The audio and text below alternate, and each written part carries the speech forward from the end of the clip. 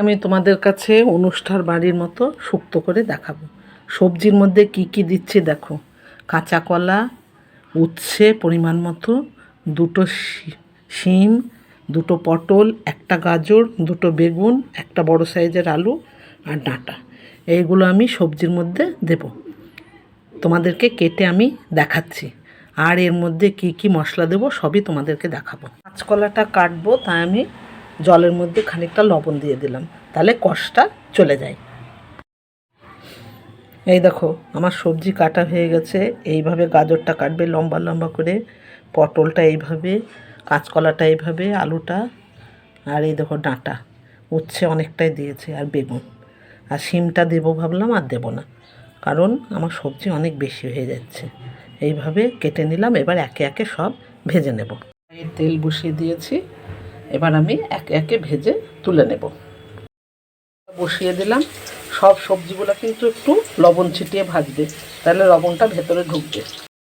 এই দেখো এইগুলো আমি বাটা দেব, আদা, জিরে, এটা রাঁধুনি আর পোস্ত। চলো এইগুলো বেটে নিয়ে আসি। আর কি কি ফোড়ন দেবো সেটাও দেখাবো। ফোড়নে কি কি দিব দেখো। কয়েকটা বড়ি, দুটো শুকনো লঙ্কা, একটা তেজপাতা, সর্ষে। সর্ষেটা যখন তেলের মধ্যে দেবে না, একটু নেড়ে হাতা দিয়ে মশটিয়ে দিবে, তাহলে টেস্টটা খুব সুন্দর আসে। এইটা আমি ফোড়ন দেব।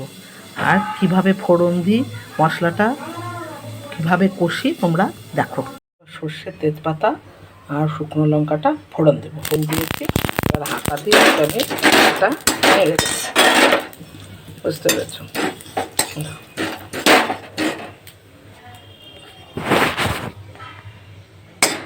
হাতা দিয়ে একটু নেড়ে দেবো। মশলাটা তো আমার বাটা হয়ে গেছে। এই দেখো এটা ফোড়ন দিয়ে দিয়েছি। এবার আমি মশলাটাকে কষে নেব। এই যে আদা, রাঁধুনি, জিরে আর হচ্ছে তোমার পোস্ত।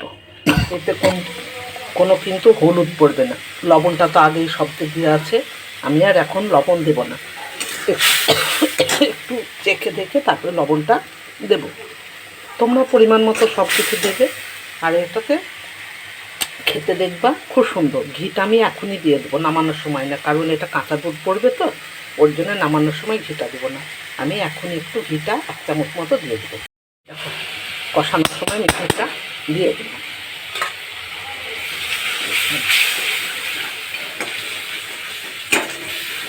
এটাতে আমি গরম জল দেবো, কোনো রকম ঠান্ডা জল আমি ব্যবহার করব না। পরিমাণ মতো একটু মিষ্টি দেবো, 1 চামচ মতো আমি মিষ্টি দিয়ে দিলাম। এই যে হয়ে এসছে, এটা আমি এবার গরম জল এর মধ্যে আমি ব্যবহার করব। এটা আমার কষানো হয়ে গেছে। সব যে ভেজে রেখেছিলাম এর মধ্যে দিয়ে দেবো। এই যে একটু এই যে নাড়াচাড়া করবো, নাড়াচাড়া করে আমি জল দিয়ে দেবো।